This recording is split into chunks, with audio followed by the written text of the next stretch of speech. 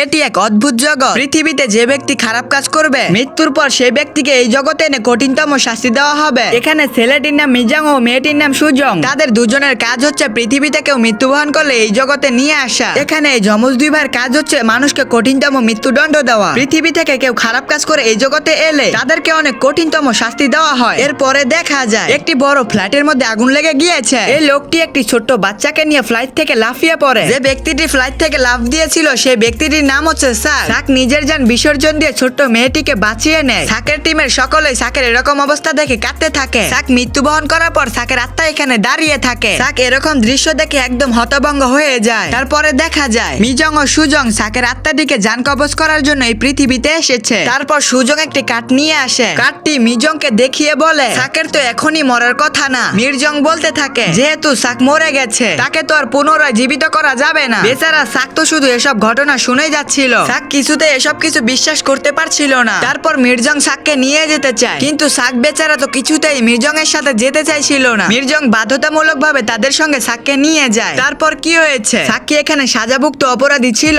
নাকি না, তা দেখার জন্য এই ভিডিওতে একটি লাইক দিয়ে পার্ট 2 লিখে কমেন্ট বক্সে জানিয়ে দিন। আর হ্যাঁ, এই চ্যানেলটি অবশ্যই সাবস্ক্রাইব করবেন।